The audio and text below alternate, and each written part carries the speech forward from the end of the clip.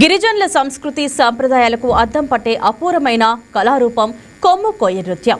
తరతరాలుగా గిరిజనుల జీవన విధానంలో భాగంగా కొనసాగుతున్న ఈ నృత్యానికి ఘనమైన ప్రాచీన చరిత్ర ఉంది.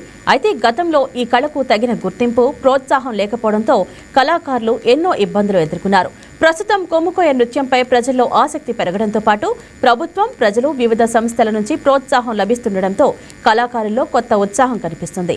తమ పూర్వీకుల నుంచి వారసత్వంగా వచ్చిన ఈ అపూర్వమైన కళను భావితరాలకు అందించేందుకు మరింత ప్రోత్సాహం అవసరమని కళాకారులు కోరుతున్నారు. మరింత సమాచారం మా ప్రతినిధి బిందు అందిస్తారు.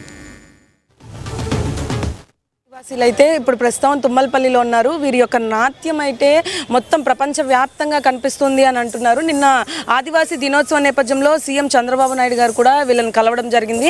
తుమ్మలపల్లి అనే గ్రామం నుండి అయితే వీళ్ళు రావడం జరిగింది. ఈ నాట్యం చాలా వరకు ప్రాచీన కాలం నుండి వస్తున్న ఈ నృత్యం అని కూడా చెప్తున్నారు. మనతో పాటు వారు కూడా ఉన్నారు. వారిని అడిగి తెలుసుకుందాం, అసలు ఎప్పటి నుండి ఈ నాట్యం జరుగుతుంది, అసలు మీ ప్రాచీన కాలం నుండి వస్తుంది అన్నారు. అసలు దీని గురించి చెప్పండి.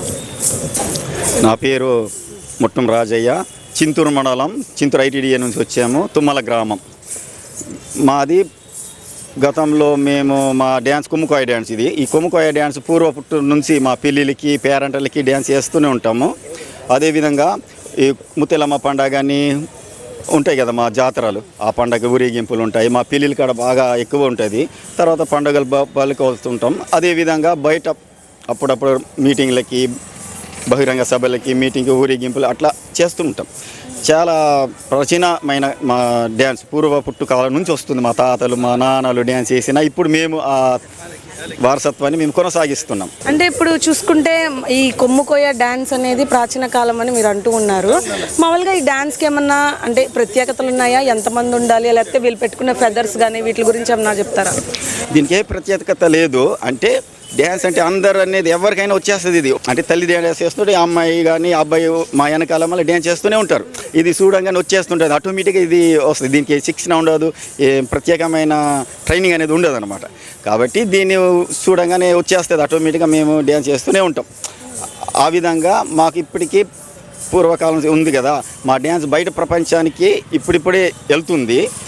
కానీ మనం ఇక్కడ బతకటానికి మాకేం చాలా ఇబ్బందులు ఉన్నాం. ఎట్లా ఇల్లు మంచిగా ఉండవు, మా యొక్క పెన్షన్స్ లేవు. మాకు డ్యాన్స్ చేసినా బయటకు వెళ్ళినా కొంత వస్తుంది.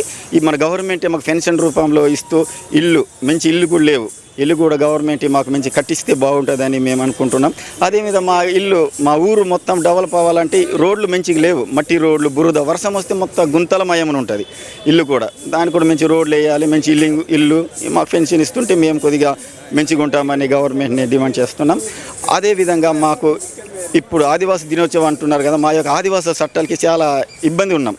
ఆదివాసులకి మాకు ప్రత్యేకమైన రాజ్యాంగంలో కల్పించినటువంటి ప్రత్యేకమైన చట్టాలు ఉన్నాయి కదా, ఆ చట్టాలని మనకు కొనసాగిస్తే బాగుంటుంది. అది దాంట్లో బాగా 3G అన్నారు. 3G గతంలో తెచ్చారు మన గవర్నమెంట్. మళ్ళీ ఇప్పుడు అది గవర్నమెంట్ వేరే పార్లమెంట్లో కొట్టేశారు. దాన్ని మళ్ళీ 3G ప్లేస్లో మళ్ళీ ఒక జీవో తెచ్చి మా ట్రైబల్స్కి ఉద్యోగాలు ఇస్తే మా వాళ్ళు బాగా అభివృద్ధి అవుతారు. అభివృద్ధి అయినాక అప్పుడు అంత ఈక్వల్, డాక్టర్లు, ఇంజనీర్లు, ఐఏఎస్ ఆఫీసులు చదివినప్పుడు మేము కూడా ఈక్వల్ ఉంటాం కదా. మా ఆదివాసులు అందరూ పర్వాలేదు, అభివృద్ధి అయ్యారు, సమానంగా ఉన్నారు అన్నప్పుడు అప్పుడు తీసేయాలి.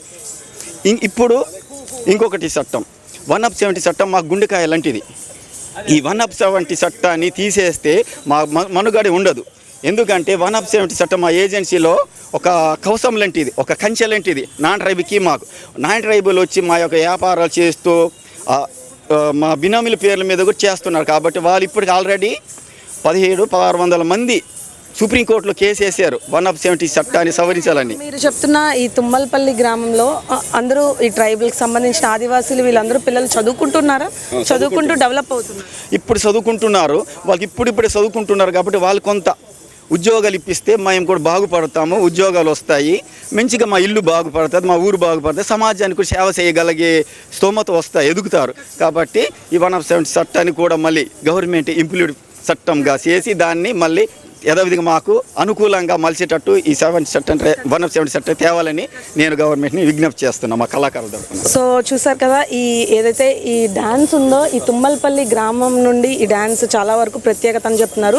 ప్రాచీన కాలం నుండి వస్తున్న ఈ నృత్యం అప్పట్లో ఎట్లా ఉందో కూడా తెలియదు, కానీ ఇప్పుడు మాత్రం పూర్తిగా ఈ నృత్యానికి ఆదరణలు ఎక్కువ ఉన్నాయని చెప్పుకోవచ్చు. వాళ్ళు తగిలించుకున్న ఆ కొమ్ములు ఏవైతున్నాయో అది చాలా వరకు స్పెషాలిటీ అని కూడా చెప్తూ ఉన్నారు. ఎందుకంటే వీటికి చాలా వరకు వీళ్ళు వాడే డ్రమ్స్ కానీ వీళ్ళు వాడేది ప్రతి ఒక్కటి కూడా వారు సొంతంగా చేసుకుంటారు, వాళ్ళ విలేజ్లో చేసుకుంటామని కూడా చెప్తూ ఉన్నారు.